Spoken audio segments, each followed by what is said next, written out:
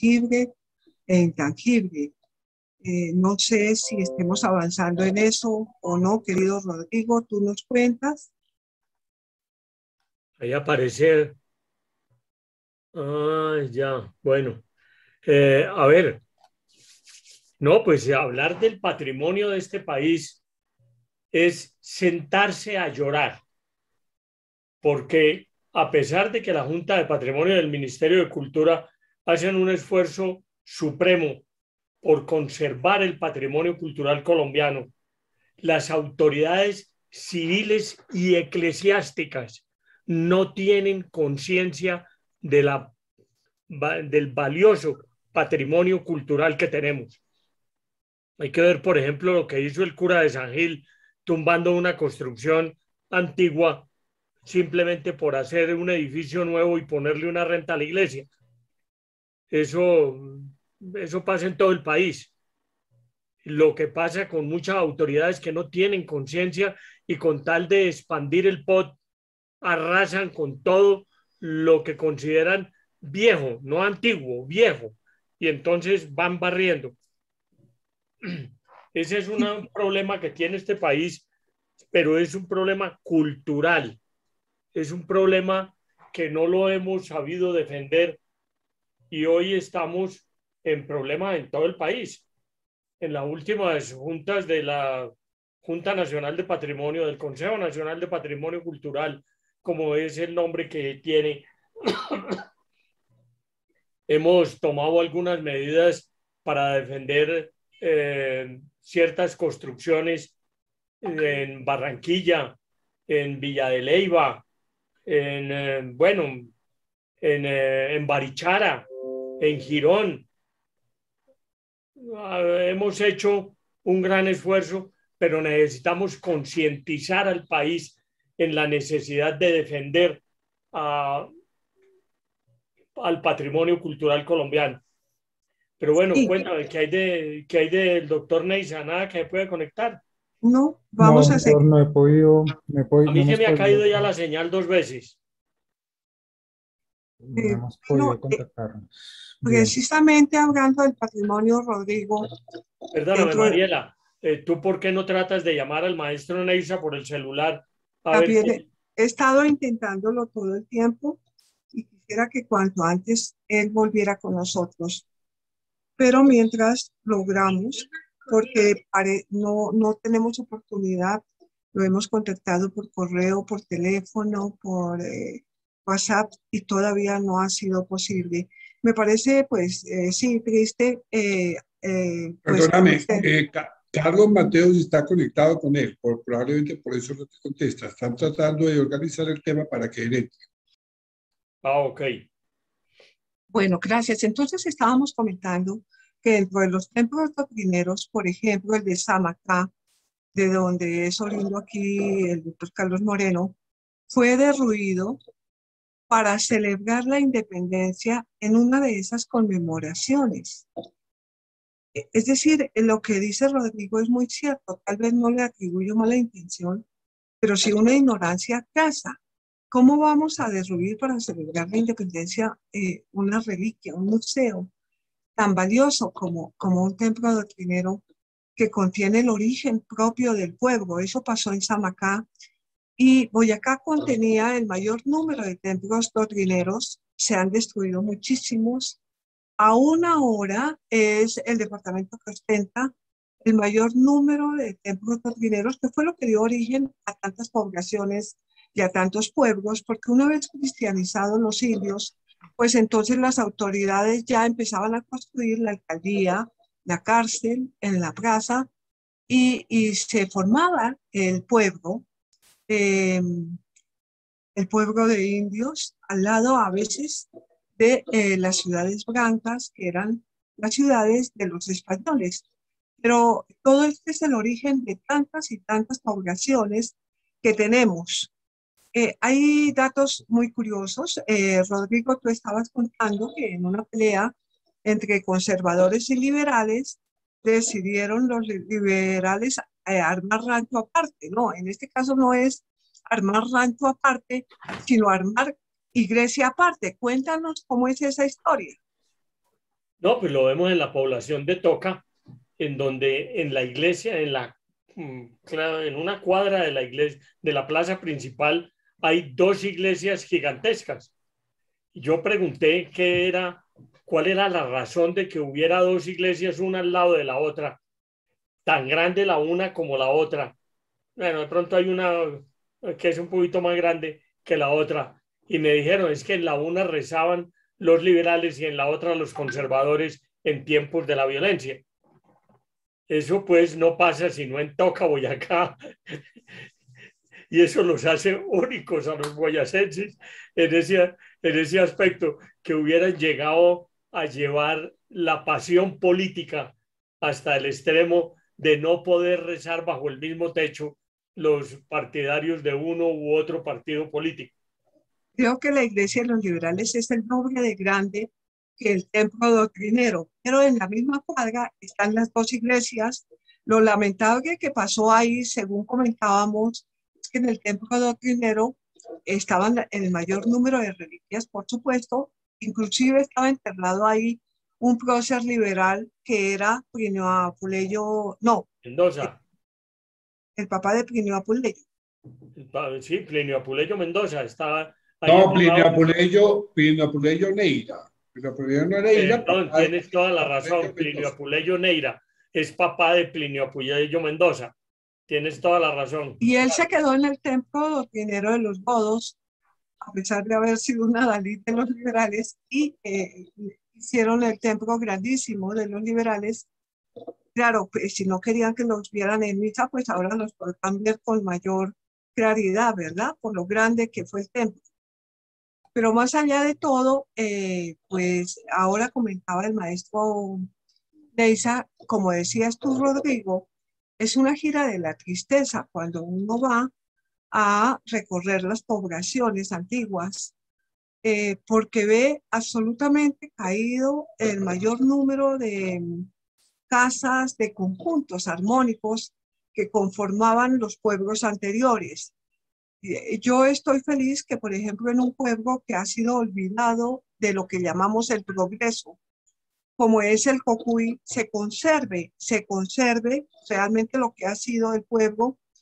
El único, hay varios edificios que Mariel, es desentonan, que con ese frío tan espantoso no dan pero es un ganas ni pueblo de de tumbar la liberales. iglesia.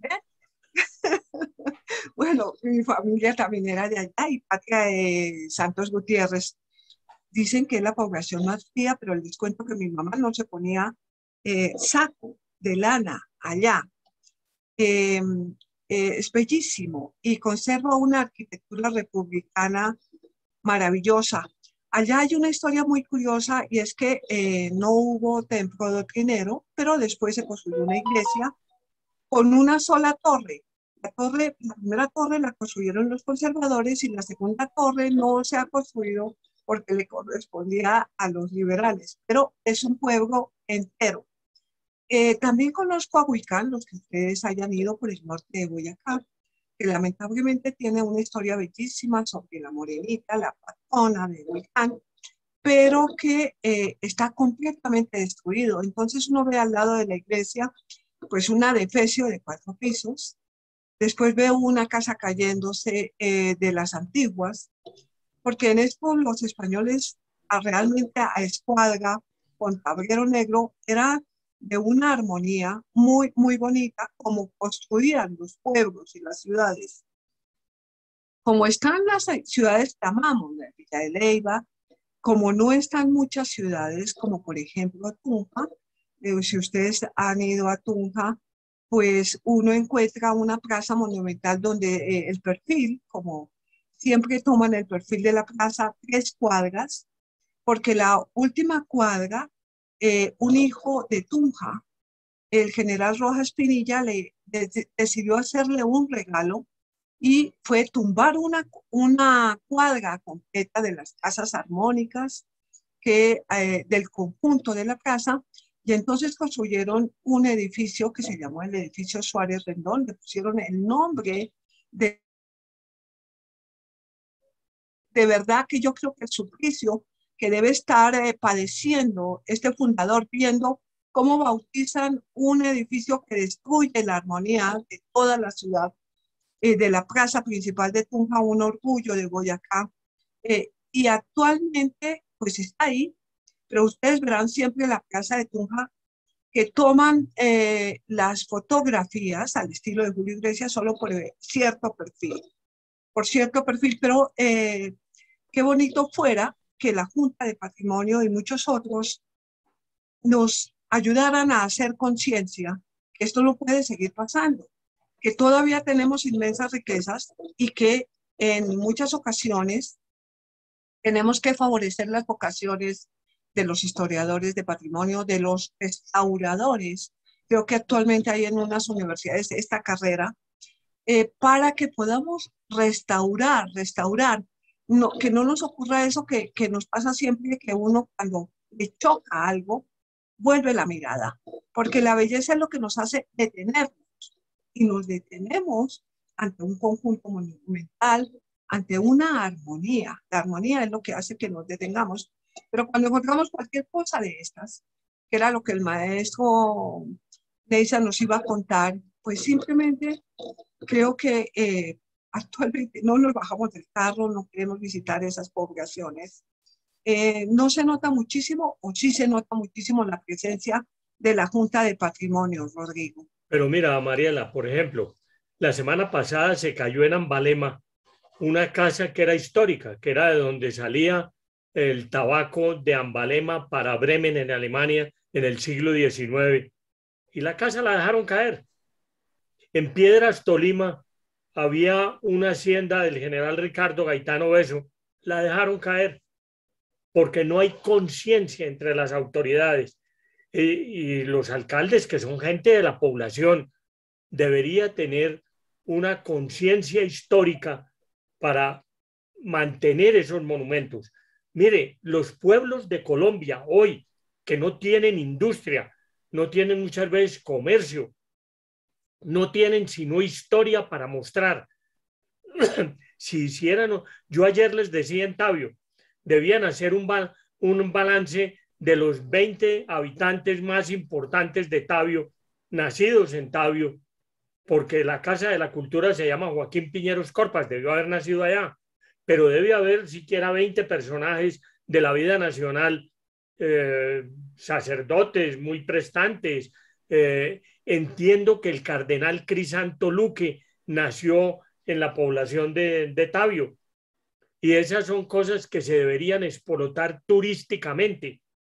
Debía haber una calle que se llamara Cardenal Crisanto Luque, algún recuerdo a una placa, aquí nació Crisanto Luque, aquí nació Joaquín Piñeros Corpas, y esas cosas no existen. No hay mentalidad patrimonial entre los colombianos, desafortunadamente. ¿Y a qué atribuyen aquello?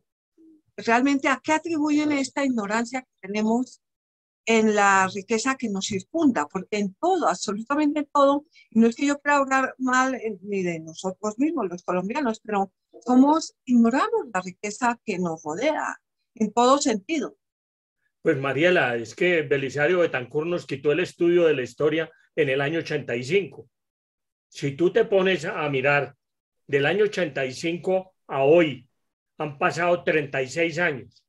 Entonces, todos los menores de 47, 50 años en Colombia no recibieron clases de historia.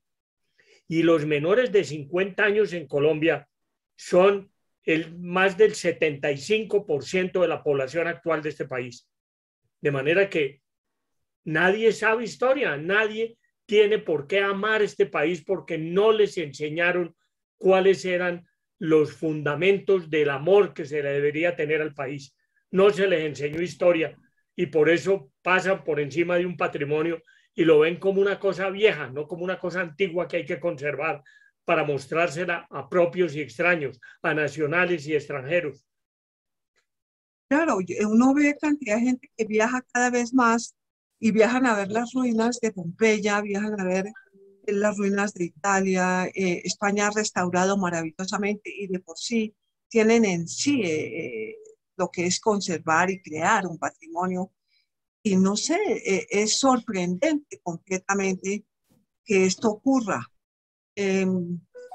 No sé si las vocaciones también históricas y científicas y deberíamos estimularlas de una manera mucho más eficaz. No sé, es desconcertante. Si alguien, si alguno de los que nos están oyendo quiere dar su opinión, con muchísimo gusto abrimos el micrófono.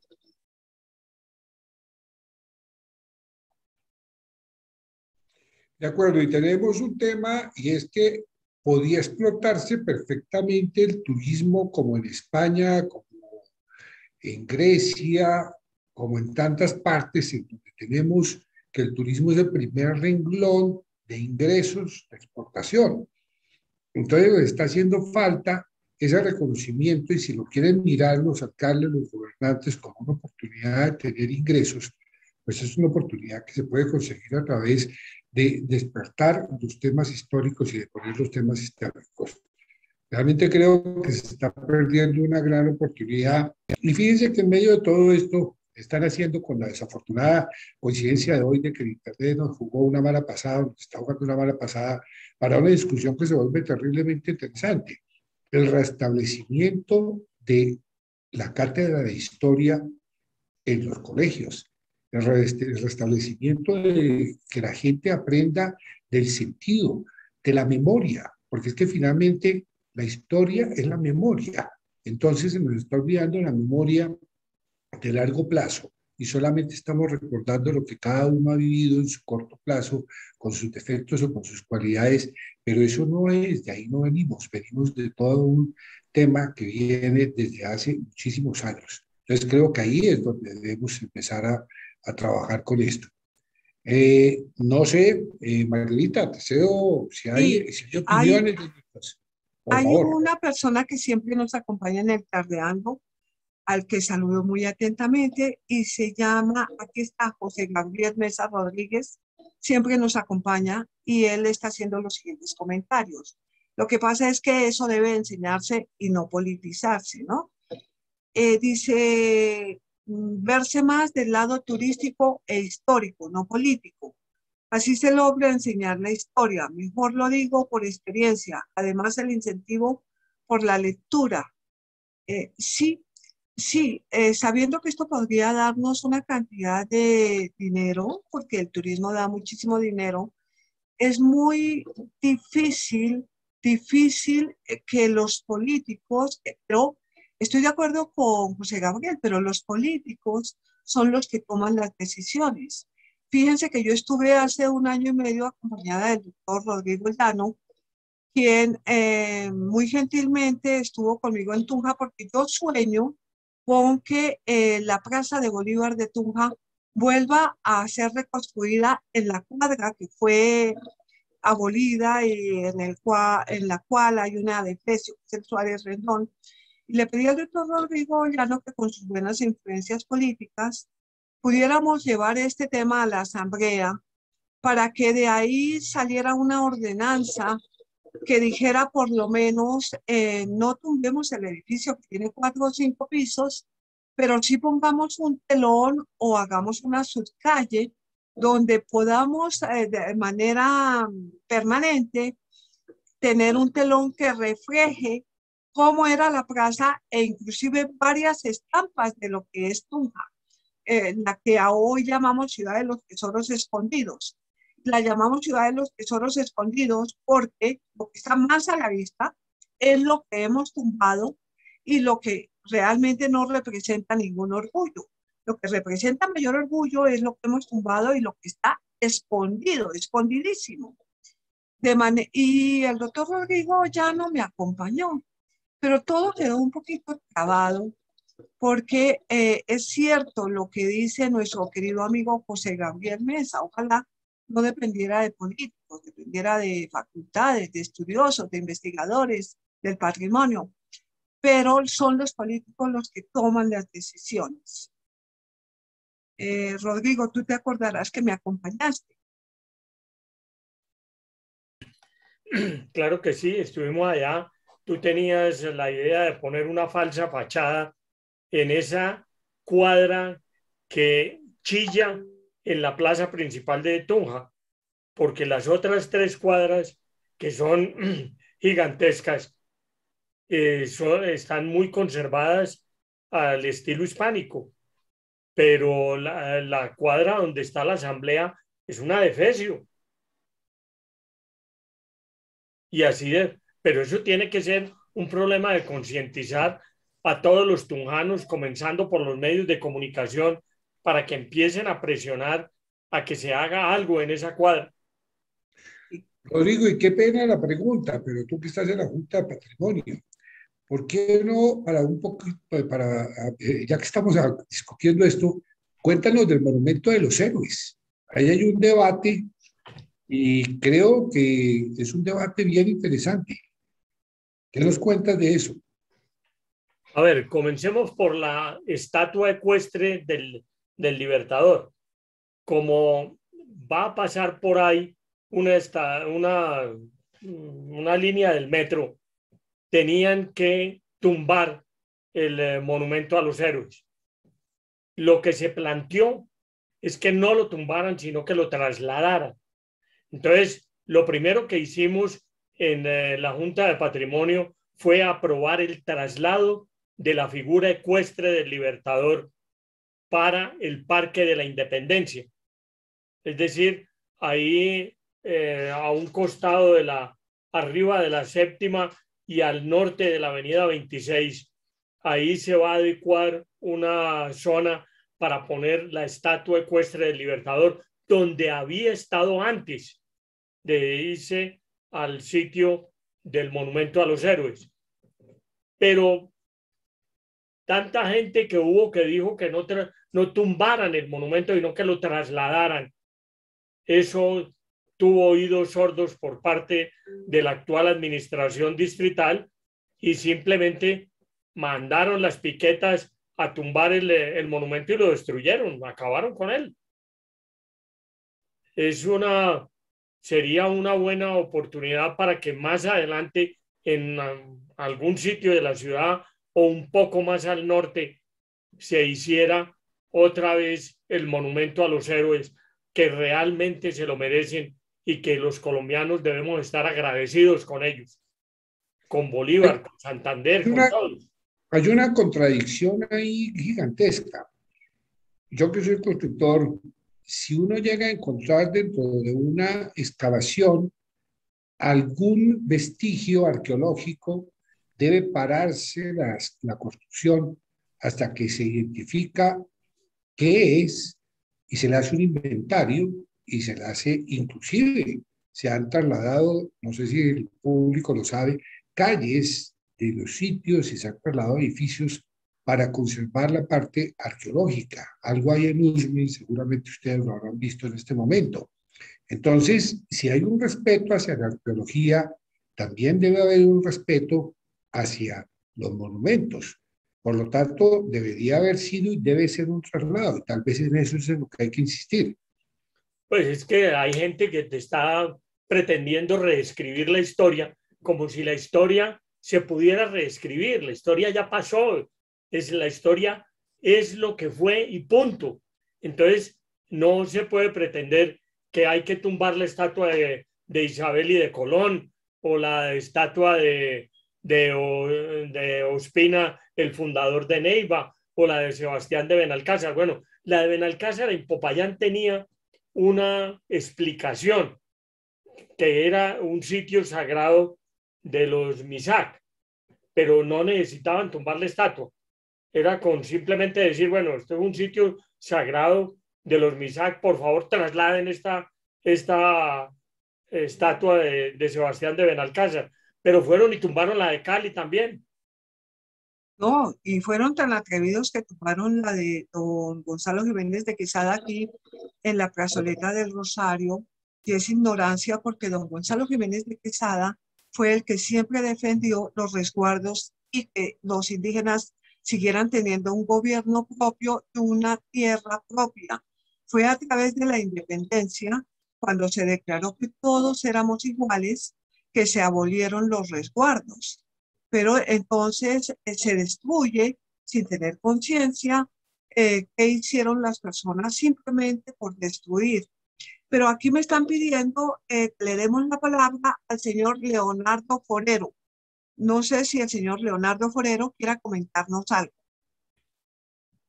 Disculpe, doctora, acabo de bajar la mano a él, pero tiene la mano ahorita levantada el señor Hernán Fajardo. Le voy a dar la palabra al señor Hernán. Perfecto. Señor Hernán, ya puede prender el micrófono si quiere hablar. Sí, ya lo prendí. ¿Sí? ¿Me escuchan? Claro, Sí, señor. estamos Sí, escuchando. Carlos, no se le entendió. Hay mala comunicación en internet. Repite, por Es para favor. complementar, es para complementar algo de lo que dijo el doctor Rodríguez de Toca.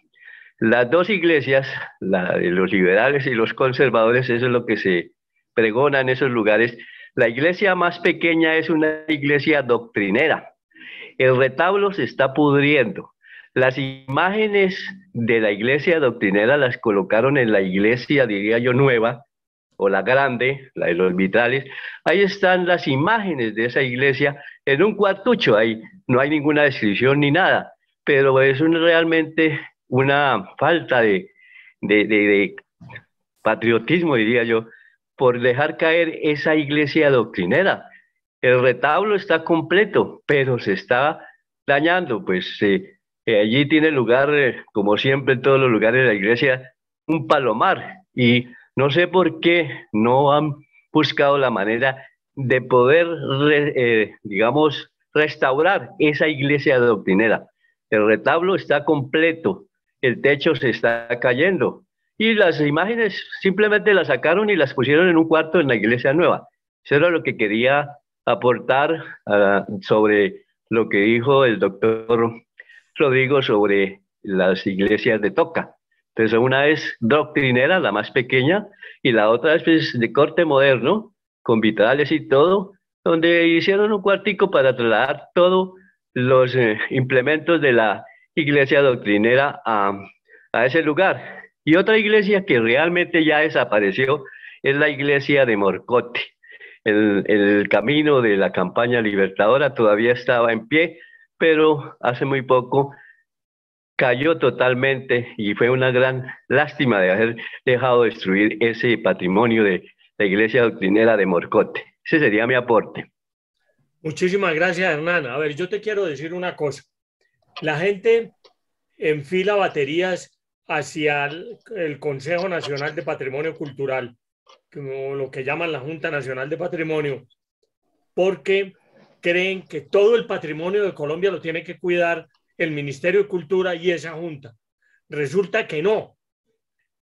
Para que un bien sea considerado de interés cultural nacional, tiene que ser primero considerado bien de interés cultural municipal, luego volverlo bien de interés cultural departamental y ahí sí aspirar a ser un bien de interés cultural nacional. Luego, el problema no es del centro, de lo que se haga en Bogotá, el problema es de lo que se haga en cada municipio, en cada vereda, en cada sitio donde hay sitios históricos. Son los habitantes del lugar los que lo tienen que conservar. Y entonces pedir ayuda y, si es del caso, al departamento y por ahí derecho a la nación. Pero tiene que ser municipio, departamento, nación. Eso tiene una escala y eso es parte de lo que el señor Mesa nos estaba diciendo ahora, que es un problema cultural de los colombianos. Y no. Yo me iría más atrás a un problema por la falta de enseñanza de la historia que fue suprimida en el año 85 y que hoy se está pretendiendo que sea el regreso de la cátedra de historia, pero para enseñar la historia del conflicto de los últimos 70 años. Como decía un expresidente del Consejo para la Enseñanza de la Historia, que ¿y Bolívar dónde aparece? No, eso ya es pasado. Eso ahora lo que nos tenemos que concentrar pero no es se en ha la cortado. reparación. Hola, doctor Neisa. Qué bueno volverlo a ver. El doctor Neiza No, es que yo volvió, apagué el teléfono para no interrumpirme. el doctor Hasta Neiza dónde volvió a vimos? reaparecer. Doctor Neiza tiene Hasta, abierto el micrófono y Doctor está, Neisa, ya lo arranque. estábamos oyendo, ya está aquí Bueno, bien. entonces hacemos una conclusión de la conversación. Efectivamente, Ruby, mi compañera Cabrales, dice que otra de las causas de la no conservación del patrimonio cultural de la nación es la falta de pertenencia de muchos colombianos que no conocen la riqueza de nuestra memoria histórica. Nos recordaba el doctor Rodrigo que debe empezar por los propios nativos del territorio para que luego vayan reconociéndolo a nivel departamental y luego nacional. Hay otra pregunta que nos hacen, y esto es ineludible, pero pues tengo que decirlo, alguien nos comenta que cuestionar a los indígenas por reivindicar el territorio que les pertenece. La verdad, como decía el doctor Rodrigo, esta es mi opinión, la historia es lo que pasó. Nosotros no somos dueños de modificar lo que pasó. Lo contamos y pensamos que cualquier construcción del futuro sería a través de una buena evaluación y no de una destrucción pura y nata. Pero no podemos modificar lo que pasó ni la historia que tenemos. Podemos recrearla, conservar lo que vale la pena y conocerla para construir un mejor futuro. Gracias y le damos entonces la palabra al maestro Henry. Doctor Henry, mientras usted nos desconectamos, nos jugó una mala pasada al internet, tuvimos la oportunidad aquí de conversar sobre patrimonio nacional, sobre historia, sobre las clases de historia y sobre un tema que se volvió interesante. Y además veo que el tema le ha gustado a nuestra audiencia, se ha quedado, se ha mantenido y además de eso han opinado al respecto sobre eso. Pero por último quería Marielita decir, esto, Santa Sofía, entonces habría que demolerla, porque entonces se convirtió en una mezquita antes cuando era una basílica católica. Habría que demoler las iglesias de Cusco, porque están montadas sobre unos monumentos que eran monumentos que había en ese momento de incas, entonces no tendría mucho sentido. La historia es historia, la historia es lo que pasó. Doctor Henry, yo tengo una propuesta, le tengo una propuesta al doctor Henry y a toda nuestra audiencia. Conociendo la longitud y conociendo lo interesante y lo importante que nos va a contar el doctor Henry, yo le pediría que dividiéramos esta conferencia de hoy en dos conferencias. En una en que usted ahorita empezáramos y como en los buenos programas y las buenas series, tuviéramos dentro de 8 días la segunda parte. Tenemos dentro de 8 días, no se había programado por la programación como la tenemos, que íbamos a hacer cada 15 días, pero le invitaría a que arrancáramos hoy, que usted nos deje en un momento de un continuará bien interesante y que dentro de 8 días nos volviéramos a conectar nuevamente para seguir la conferencia. No sé si usted está de acuerdo, sería muy grato para nosotros. bueno, claro que sí, por mí con todo gusto, porque finalmente pues me permitiría hablar un poco más despacio, más tranquilo sobre el tema que me apasiona. No sé hasta No, dónde se dio la exposición. casi empezando, casi empezando. Creo que el Ya error fue al compartir la pantalla o algo pasó. Bueno, voy a volver a compartirla, tengo el teléfono prendido por si sucede algo. Íbamos en 1537, exactamente estaba en el renglón de 1537. Ah, bueno, ya se está compartiendo. Sí, señor. Bueno, entonces hablábamos de que en 1537 pues llegan los conquistadores al Altiplanicie y sucede ese fenómeno que es la asignación de las encomiendas. Los encomenderos, de hecho, ya conocían de los compromisos adquiridos a través de esa bula intercaetera, de manera que ellos eran conscientes de que tenían que tener un religioso en ese pueblo encomendado, pero además construir la arquitectura perenne. Hacia 1555, pues, sucede una serie de disputas entre las comunidades religiosas, ya que como había pocos religiosos, pues ellos evangelizaban en un pueblo, pasaban a otro, luego a otro, y cuando regresaban a ese primer pueblo, pues se encontraban ahí a otra comunidad y empezaron a generarse esas tensiones entre las comunidades religiosas. Pero en ese mismo año, Fray Juan del Valle convoca al concilio de Popayán, y en lo que interesa de ese concilio para nuestro tema es que Fray Juan del Valle determina allí cómo debe ser la financiación para la construcción de los templos doctrineros.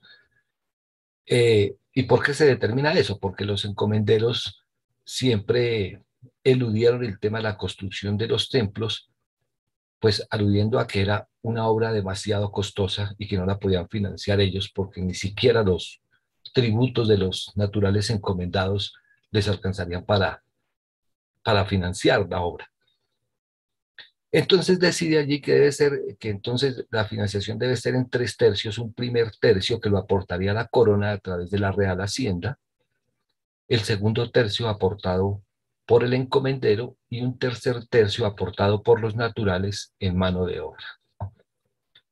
A raíz de esas disputas que sucedían entre las comunidades religiosas, pues Fray Juan de los Barrios convoca el primer sínodo episcopal de Santa Fe, donde trazan todo un programa de cómo debe hacer la evangelización, y digamos que lo importante para nuestro tema de los templos es que además de generar todas las directrices y diseñar el programa de evangelización, pues se adjudican en propiedad los religiosos para esos pueblos. Y tenían como función o como primer acto que al llegar a cada uno de esos pueblos que les habían entregado, hacer sembrar o instalar una cruz en el centro de esos pueblos como símbolo de la implementación de la religión católica y la abolición del politeísmo de los naturales. Sin embargo, a pesar de que ya estaba establecido el tema de la financiación,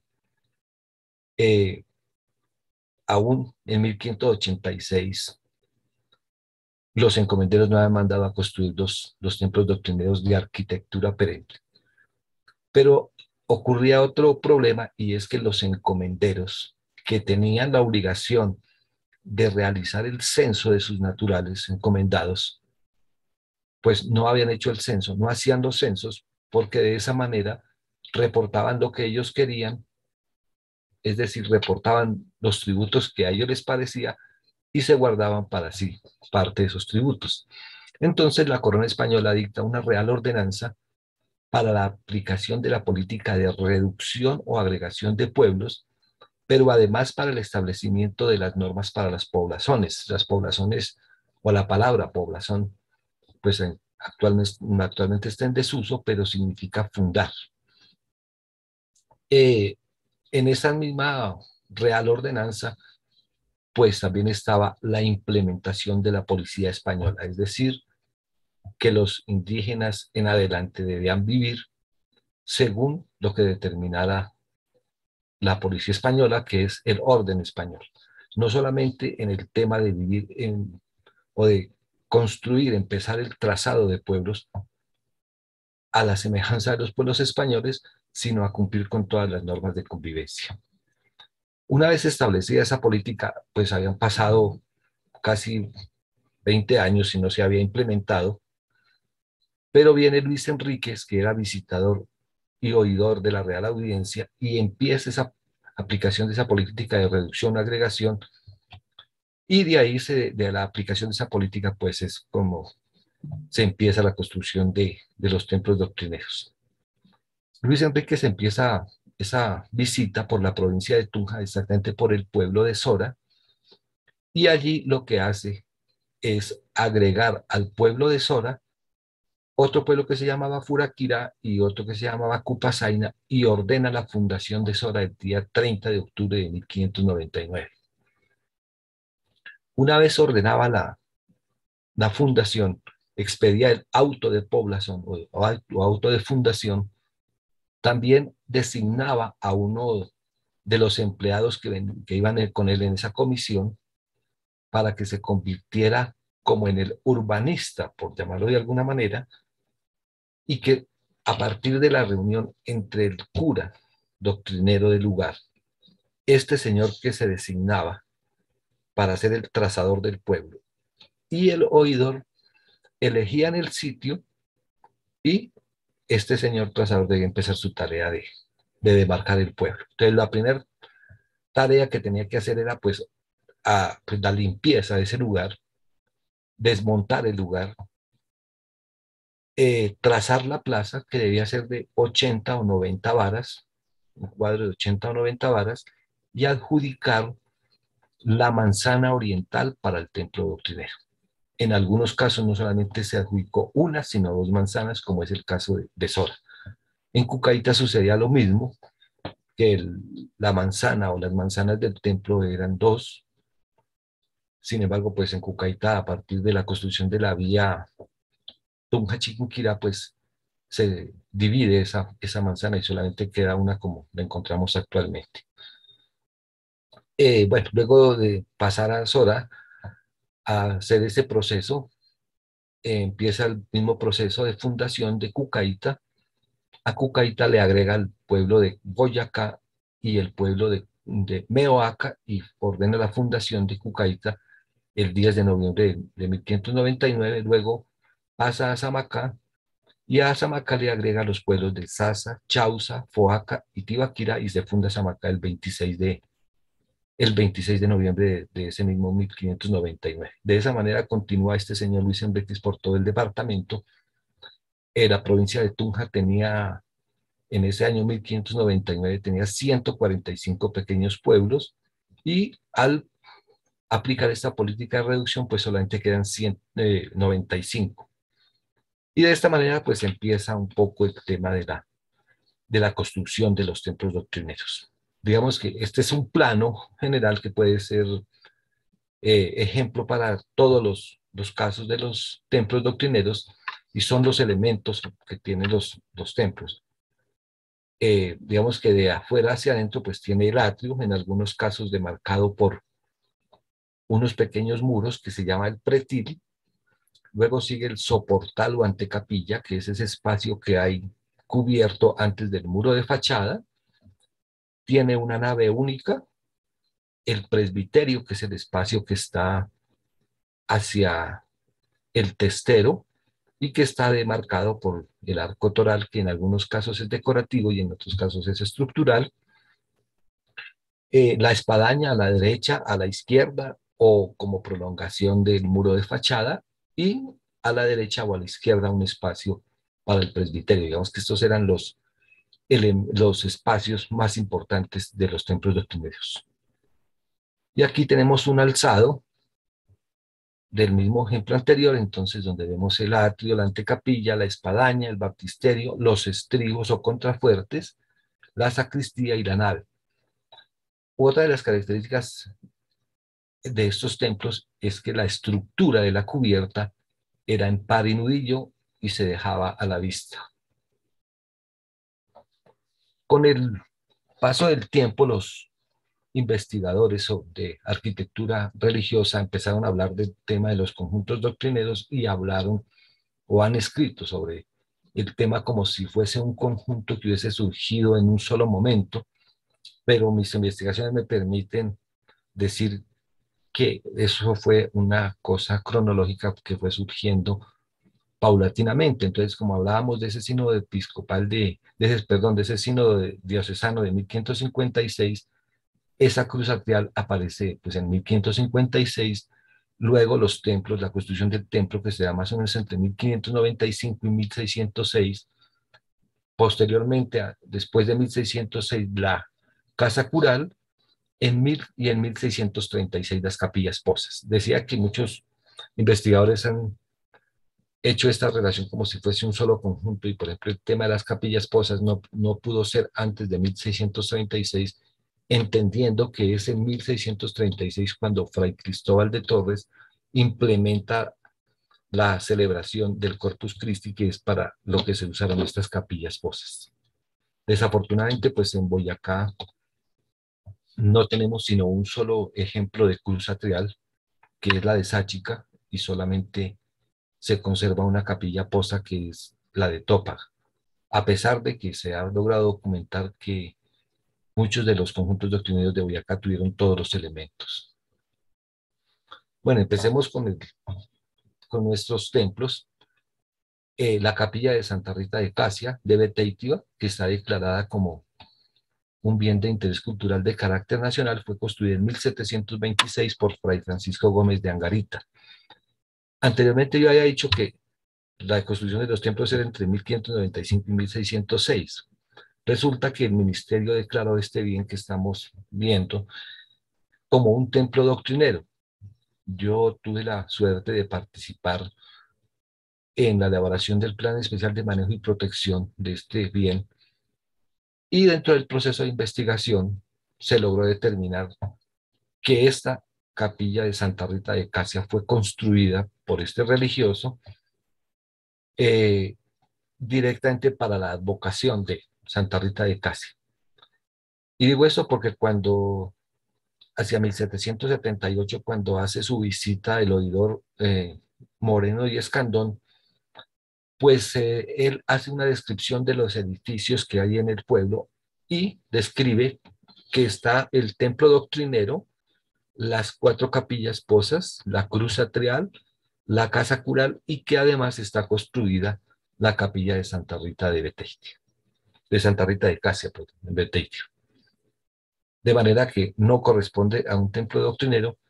Sin embargo, el hecho de que no corresponda a un templo doctrinero, pues no importa, porque igual tiene unas características arquitectónicas coloniales bien interesantes, como este es el interior de esa capilla, que tiene esta pintura mural, tal vez uno de los mejores ejemplos de la técnica del trampantojo, que se necesitaba una destreza bastante interesante para realizarla, ya que si uno mira esta pintura mural desde la entrada de la capilla, pues parece como si estuviese ahí un retablo tallado y no una pintura.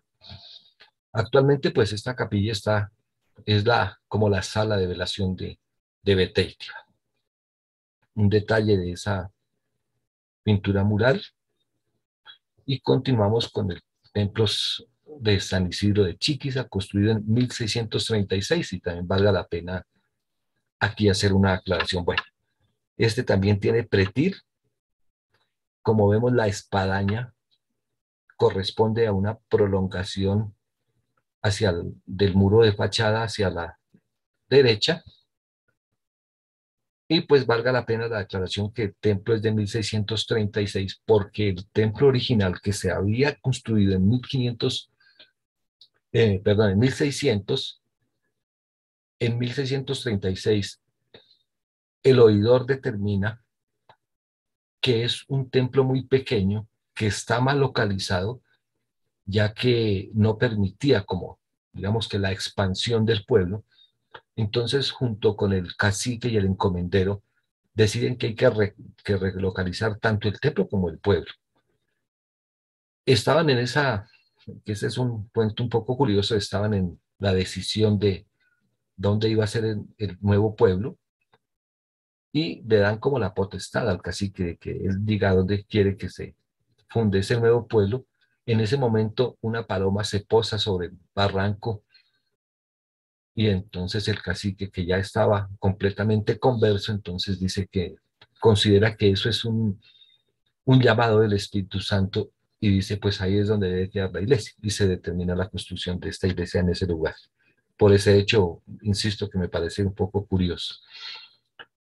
Aquí tenemos 2 de los retablos menores.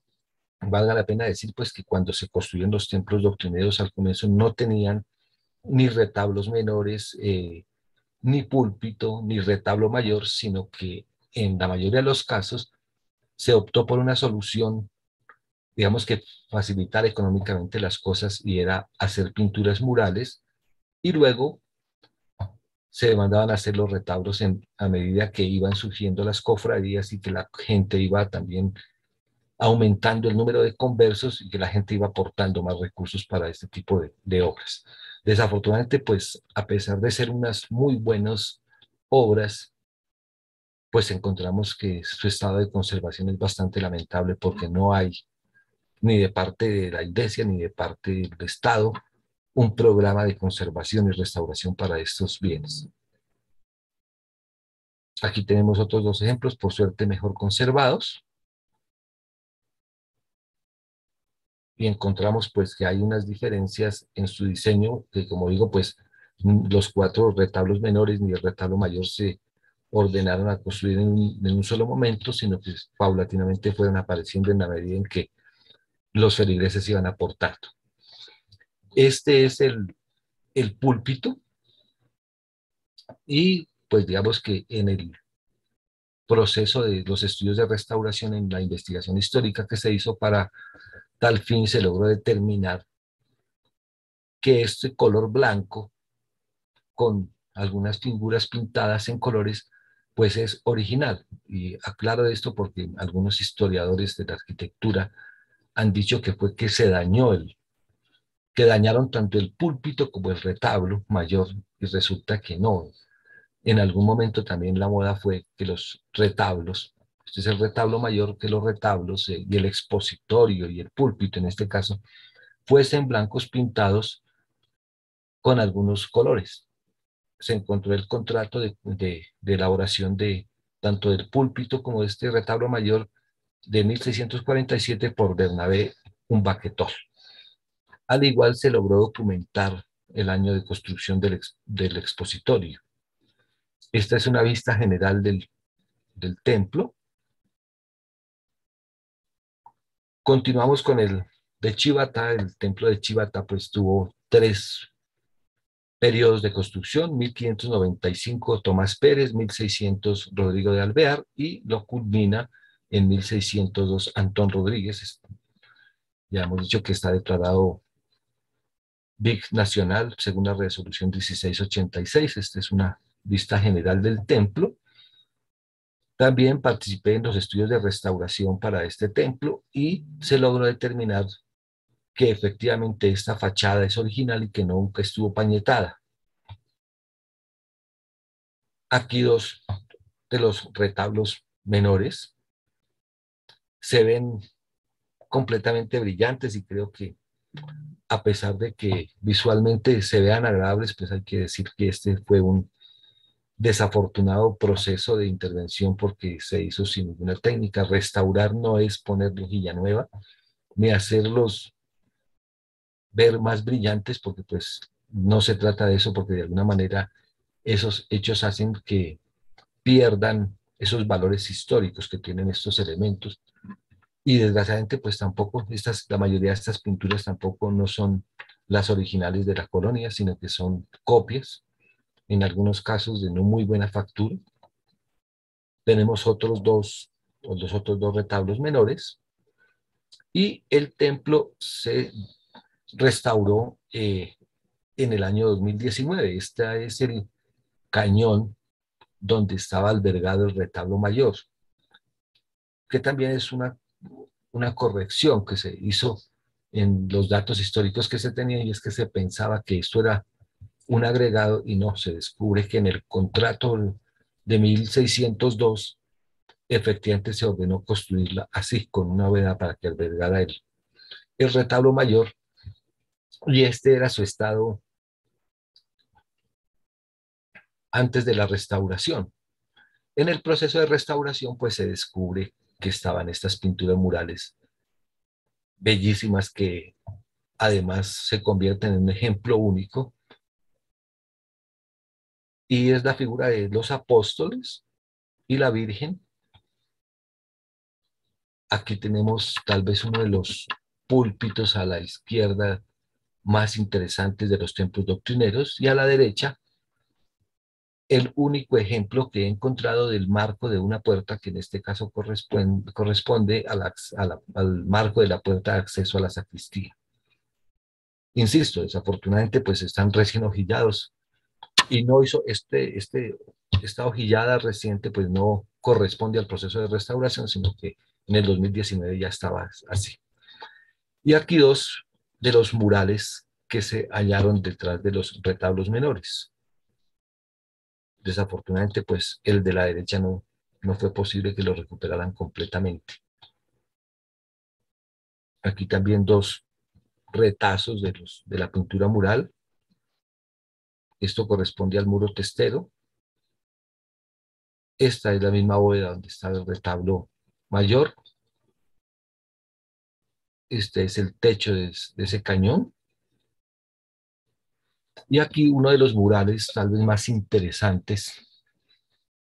Se trata del juicio final y pues se convierte en un ejemplo excepcional, entendiendo que hay una imagen de un diablo femenino. Es el único ejemplo que se ha encontrado de un diablo en versión femenina. Y eso, además de la calidad técnica de la obra, pues iconográficamente, pues es una cosa completamente extraña, como podemos ver aquí en este detalle. Además de las figuras completamente terroríficas de los demonios. Esta es una vista general del templo antes de la restauración, y aquí una vista ya de la restauración donde podemos ver los murales. Y simplemente lo que se hizo fue desplazar esos retablos menores para no quitarlos del todo, sino para dejar a la vista tanto las pinturas murales como los retablos que forman parte de la historia de este templo. Luego continuamos con el Templo Doctrina de Cucaita, también un bien de interés cultural de carácter nacional. También tuvo 2 etapas de construcción. En 1600 lo comenzó Domingo Moreno. No se logró establecer cuál fue el motivo por el cual abandona la obra, que dura prácticamente 65 años, 63 años, hasta que la retoma y la culmina Nicolás Núñez. Este Nicolás Núñez pues es el constructor también del Templo Doctrinero de Bosa, en Cundinamarca. Es la vista general del Templo Doctrinero de Cucaita. Tal vez es de los mejores conservados arquitectónicamente y de los menos intervenidos. Pero, desafortunadamente, las malas decisiones de algunos sacerdotes, pues hoy nos privan del placer de conocer los 4 retablos menores que en algún momento tuvo este templo doctrinero. Como se puede observar, en este caso, el arco toral, pues es decorativo, no es estructural. Y digamos que uno de los aspectos interesantes de este templo es que es el único de los templos doctrineros de Boyacá que tiene los tirantes con decoración de la época de su construcción. Tenemos el retablo mayor de 3 cuerpos, 3 calles, y aquí una vista general del coro, que al igual que los tirantes, pues también tiene una decoración bastante interesante, y pues insisto en que es el único coro que tiene ese tipo de decoración. Este es el decoración del tablado por la parte de abajo. Aquí el púlpito, también desafortunadamente pésimamente intervenido con pintura. Se sabe que era completamente dorado. Continuamos con el de Cuitiba. Y pues aquí un ejemplo que si uno llega a Cuitiba y ve esa fachada de esa iglesia, pues pensaría uno que es una iglesia moderna, pero desafortunadamente pues pésimamente intervenida. Este es el interior, le construyeron ese falso techo, solamente se conservan los dos retablos menores y el retablo mayor. El arco toral es estructural en este caso, y estos son los 2 retablos que se conservan. Interesantísimo el de la derecha. Las columnas son huecas.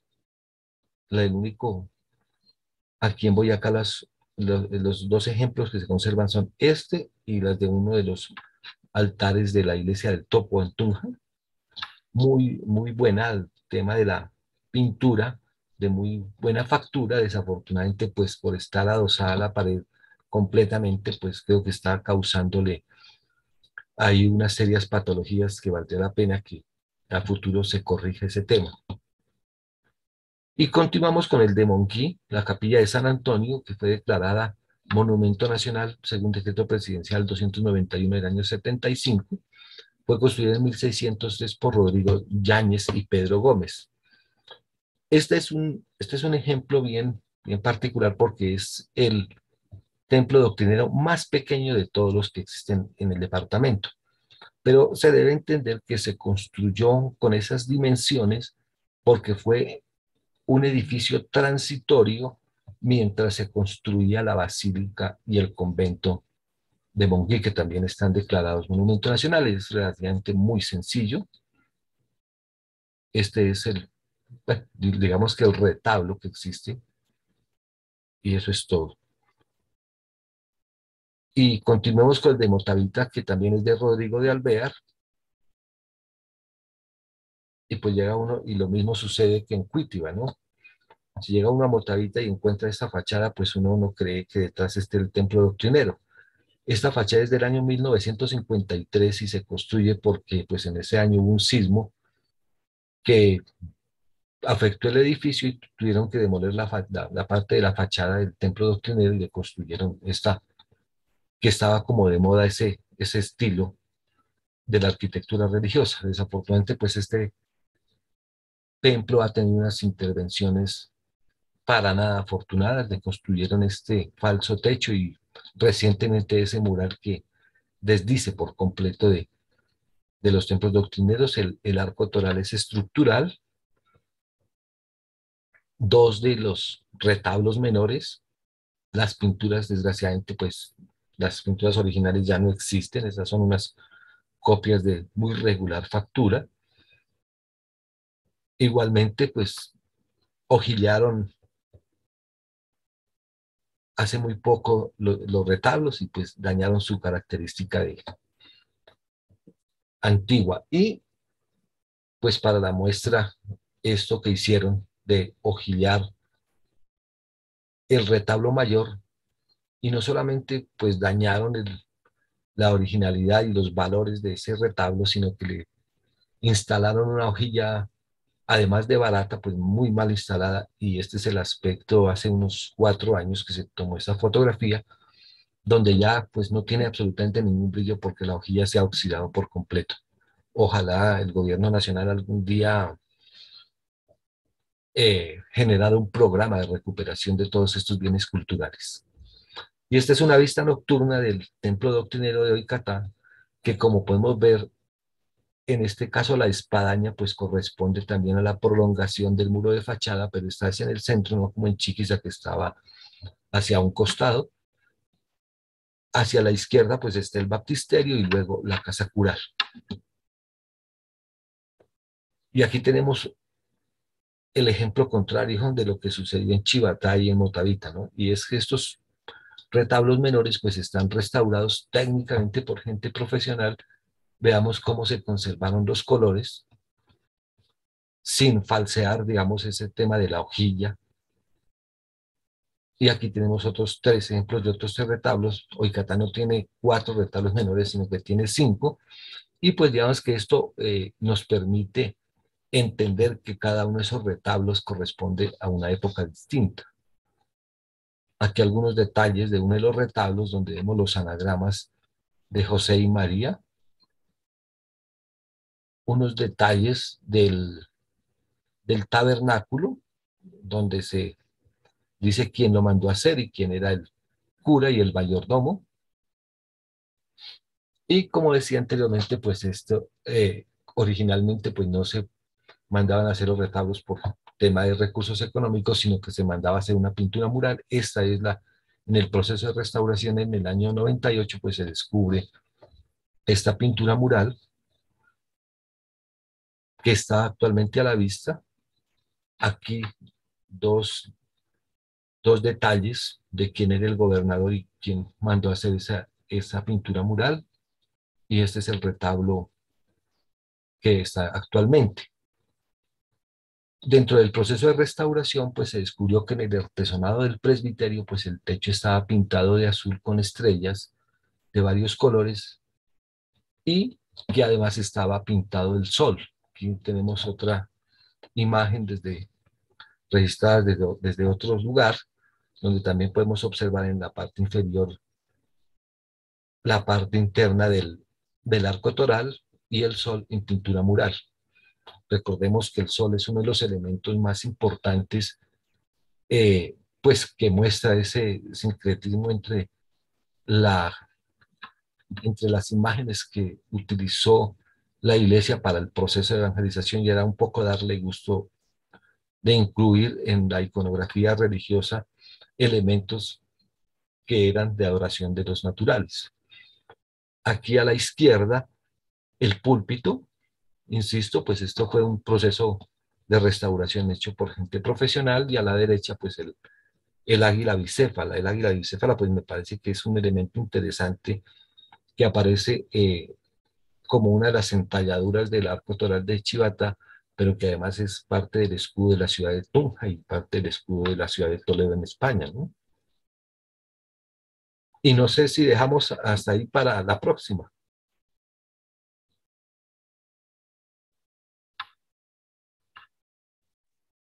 Bueno, yo creo que es una buena idea dejar ahí y con nuestros queridos acompañantes, amigos todos, agradecerles que nos hayan estado acompañando y de pronto podemos hacer causa común para cuidar el patrimonio, como lo propuso Carlos Moreno, pues continuaremos el próximo sábado, pero esperemos un poquitito y entonces, Henry, hagamos un corte como el que estaba previsto de comerciales y ahorita vamos a preguntas y respuestas, ¿te parece? Para enriquecer la presentación. Sí, perfecto. Me parece bien, si hay preguntas, poder interactuar con la gente y resolverle algunas dudas hasta donde sea posible. Bueno, Marilita, entonces, damos ¿cómo la ha estado? palabra. No, te agradezco mucho. ¿Cómo ha estado? Digamos, hoy una sesión bastante especial y diferente. Decidimos no pasar hoy comerciales por consideración con nuestro público. Entonces yo creo que arranca con las preguntas, si eres tan amable, por favor. Bueno, pues maravilloso. Miren, a mí me ha parecido que hoy ha sido una sesión, pues claro, un tanto compleja, pero interesante, porque nos ha dado la posibilidad de interactuar también con nuestro maravilloso público. Ustedes son lo más valioso que hay. Y sé y agradezco la compañía, la paciencia, el entusiasmo también. Entonces abrimos nuestro micrófono. Díganos, por favor, quién quiere intervenir con preguntas tan interesantes.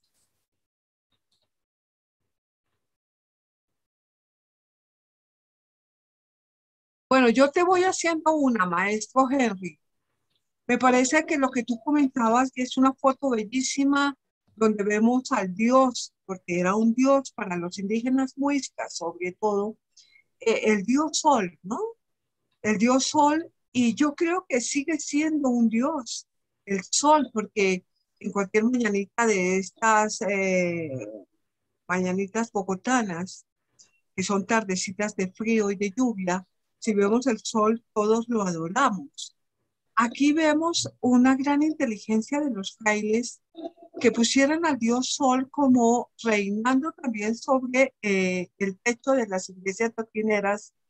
Y me llama muchísimo la atención que en muchos de estos centros doctrineros había ventanales o ventanas muy, muy grandes y me parece muy inteligente que les dijeran a los indígenas, ustedes quieren ver a su dios sol, siéntense en esta banca y el sol se iba moviendo y iba entrando por la ventana, ¿no?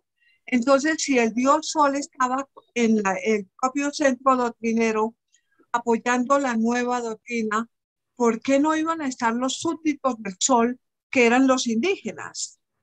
Este era el propósito, maestro Henry. Bueno, si nos remitimos un poco a toda esa normatividad que existió incluso antes del descubrimiento de América para la construcción de arquitectura religiosa, pues encontramos que dentro del decálogo para construir templos doctrineros estaba un aspecto interesante, y es que se debía elegir la dirección del templo el día en el equinoccio, pues. Sobre las 9 de la mañana y a las 3 de la tarde, esto les daba la dirección del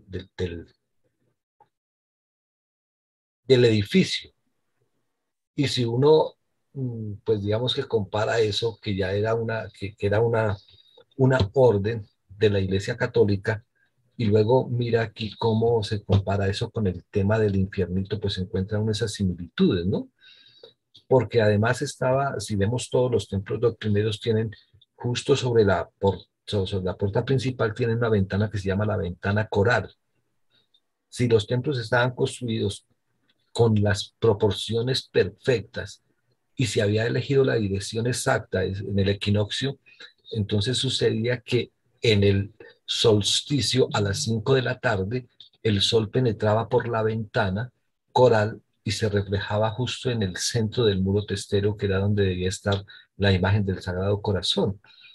Entonces, hay una serie de elementos que concuerdan entre lo que los indígenas estaban practicando aquí y lo que la religión católica también estaba interesada en implementar con el tema de la arquitectura.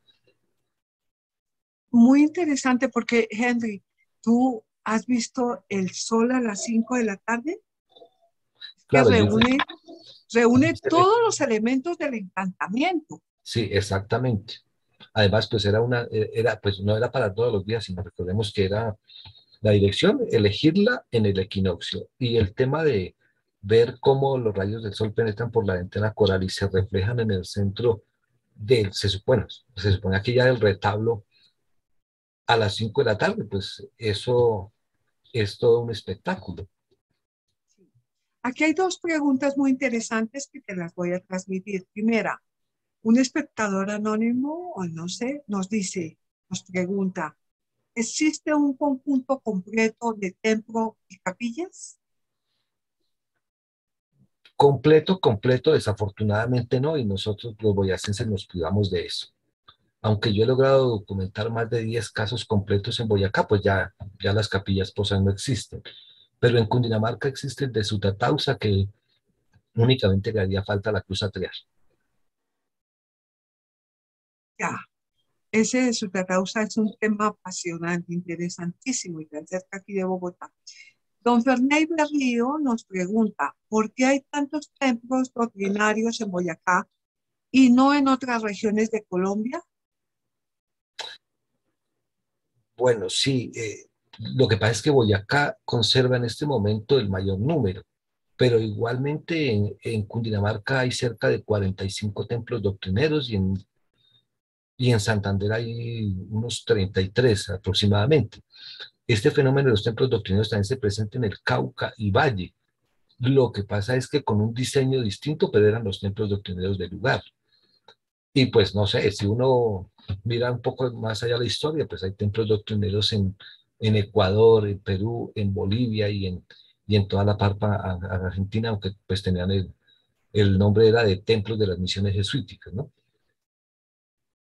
Bueno, igual muy interesante porque aquí hemos estado conversando mientras tú no estabas, maestro Henry, y lo apasionante de todo esto es que todo es una invitación a creer. Y yo creo que en los humanos creer en los dioses, por supuesto, en un Dios, en nosotros mismos, en algo, en la naturaleza, en los árboles, es una de las más maravillosas sensaciones. Entonces, pues qué bonito, seguimos creyendo en todo lo que nos cubre y nos auxilia. De manera que también le agradecemos a usted, maestro Henry, que no sé qué milagro ha hecho, pero casi nos hemos pasado solo 5 minutos de nuestra programación de tiempo. En mi reloj faltan 25 para las 6, teníamos previsto hasta las 5:30. Pues qué buena idea de Carlos Alberto Moreno, nuestro presidente de la Fundación, continuar esta presentación maravillosa el próximo sábado a las 4 de la tarde. Será algo estupendo para que defendamos, como bien dijeron muchos de ustedes, si conocemos, vamos a defender. Y entonces, pues sí, vamos a defender nuestro patrimonio. Quiero cederle la palabra al maestro Henry, que nos diga alguna cosa que nos motive hasta dentro de 8 días.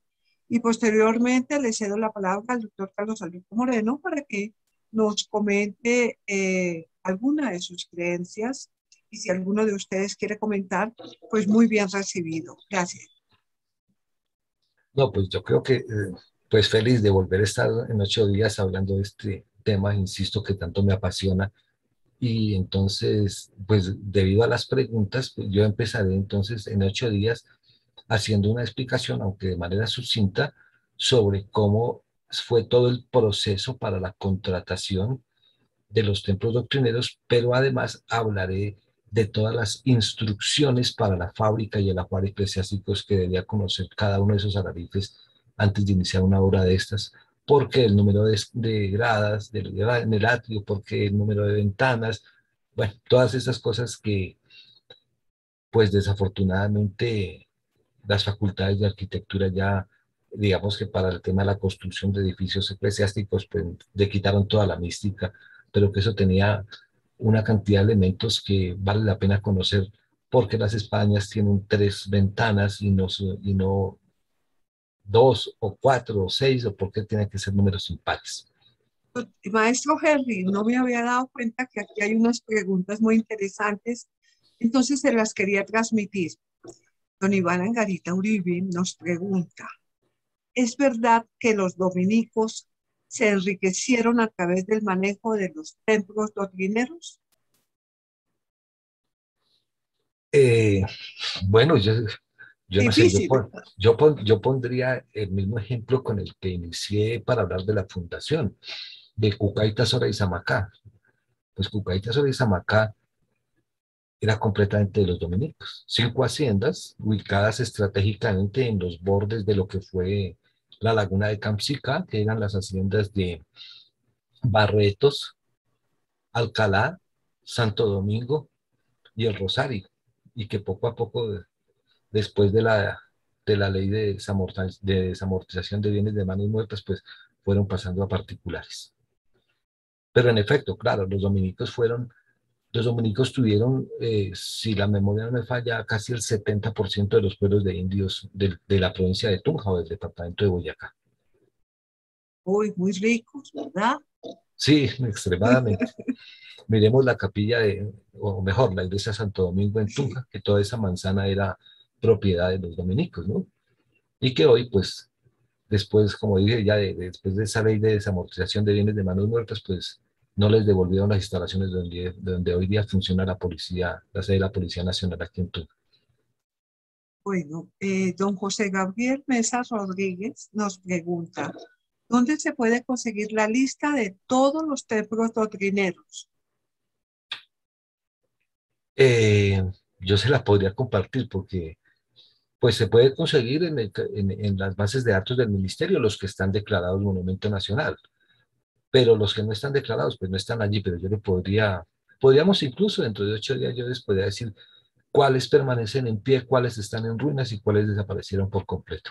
Y podríamos incluso hasta mostrar algunas fotografías de los que ya no existen, pero también de los que están en ruina. Me parece que de pronto resulte más interesante mostrar los que no están declarados Monumento Nacional y los que están en ruinas que los que están declarados, porque pues al tener declaratoria, pues tienen de alguna manera cierta difusión. También Teresita Cardona, nuestra querida Teresita, nos hace la pregunta. ¿Hay un cálculo confiable de cuántos templos doctrineros hay en Colombia? Pues no sé, yo creo que puedo tener de pronto el número más exacto. Lo que decían entre Boyacá, Cundinamarca y Santander, de hay unos 133 más o menos, sin contarlos del Valle y Cauca. Nuestra querida amiga Irma Acevedo nos pregunta, ¿sería posible tener alguna bibliografía sobre estos templos? Gracias. No existe. Sueño algún día con publicar mi libro sobre los templos doctrineros. Pues lo que lo que hay escrito es lo de los que están declarados Monumento Nacional. De resto, no hay mucho escrito sobre el tema. Nadie ha hablado, por ejemplo, de Busbanzá, de Tobacía, de Otengá, del de Pisba, del de Paya, del de Morcote. Nunca nadie ha hablado de las ruinas del templo de Monquirá. Los católicos deberían saber y conocer de la existencia de un templo interesantísimo para los católicos, que es el de Yuca. No sé si alguien ha escuchado hablar del templo de Yuca. No, yo no. Bueno, debería ser, insisto, debería ser el templo más importante para los católicos porque es para este templo doctrinero para donde se pinta el cuadro de Nuestra Señora del Rosario de Chiquinquirá y que están en pie sus ruinas y que las podemos ver en el documental del Camino de los Siglos, al igual que las de Monquirá y las de Iguaque. Creo que hay mucho material para hablar del tema de los templos doctrineros. Sí, hay muchos mensajes que nos llegan. Doña Aura Carrillo dice: mil gracias por tan grandiosa conferencia. Buenas tardes para todos. Doña Denise Siguel dice: excelente conferencia. Zoraida y Nidia Rosso nos felicitan. A todos les enviamos un gran mensaje cariñoso. Entre todos podemos hacer un frente común para defender realmente nuestro patrimonio. Hay pues comentarios muy interesantes. También dice don José Gabriel Mesa que va a sacar una fotografía del templo de Bosa, que le queda muy cerca a la casa y también nos enriquecerá con sus conocimientos. Bueno, todo este recorrido que hemos iniciado este sábado, la verdad nos da un testimonio de lo que tenemos, de lo que posiblemente todavía no hemos reconocido y no hemos explotado. Maestro Henry, una despedida antes de darle la palabra a nuestro presidente de la Fundación. No, un abrazo para todos los internautas y esperamos encontrarnos dentro de 8 días y prometo compartirles la mayor cantidad posible de material fotográfico, no solamente de lo que resta de esta conferencia, sino que les mostraremos, así les daremos un paneo muy rápido y un paseo así abuelo de pájaro, pero mostraremos los otros templos doctrineros porque me interesa que la comunidad conozca y sepa de los templos doctrineros para que entre todos empecemos una campaña para su conservación, dado que son los edificios a partir de los cuales se desarrollaron los pueblos de Boyacá. Hay una En este cosa caso, desconocida que no le había dicho porque no me había dado cuenta. La gente pregunta: ¿dónde es Morcote? Morcote fue un pueblo muy importante que actualmente es jurisdicción de Paya, pero que en la época de la colonia y la república era un pueblo independiente y que estaba localizado en los límites con el departamento de Casanare. Bueno, y ahora sí le damos la palabra a nuestro presidente Carlos Alberto Moreno. Gracias a todos. Muchas gracias. Con este ha generado tantas inquietudes que no podíamos terminar. Pues no vamos a... También Está muy entrecortado se el te sonido. oye entrecortado. No podía faltar un final también un poquito dudoso de tecnología. Sí. Se te oye mal, Carlos. Si quieres, le cedo la palabra a Rodrigo Llano para que en tu nombre haga la despedida y ya nos miraremos el próximo sábado. Entonces, Rodrigo, tienes la palabra, puesto las fallas que tiene Carlos Alberto.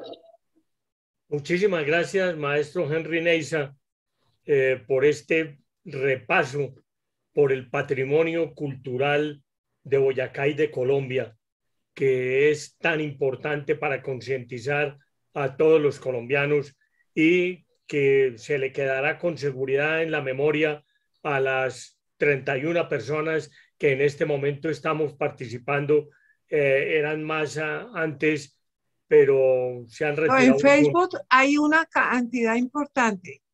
Bueno, pues es muy importante. Pasamos de más de 60 personas a las cuales esta cátedra que usted nos dio seguirá siendo supremamente útil para difundir la necesidad de defender nuestro patrimonio cultural. Muchas gracias, maestro Henry Neisa, y entonces nos vemos dentro de 8 días nuevamente con los templos doctrineros de Boyacá. Felicidades, No, muchas gracias para todos. del país. Bueno, del país. Don Claro que sí, Ferney Berrío nos recuerda, nos comparten el enlace para dentro de 8 días. claro que sí, con todo gusto. Y, pues, insisto en que presentaré un capítulo que yo he llamado el Requiem por los templos doctrineros, que es los desaparecidos y los que están en ruinas. Qué tristeza, pero bueno, lo veremos, maestro Neiza. Muchas gracias. A ustedes, muchas gracias. Feliz tarde. Como el Requiem de Mozart o el Requiem de Verdi, el Requiem por nuestros templos doctrineros. Muchísimas gracias por su paciencia, comprensión, compañía, cariño. Hasta dentro de 8 días, a todos nuestros queridísimos amigos, compañeros, un abrazo fraterno. Entonces nos vemos el sábado entrante a las 4 de la tarde. Gracias, querido maestro Henry. A ustedes. Hasta Muchas luego gracias. para todos.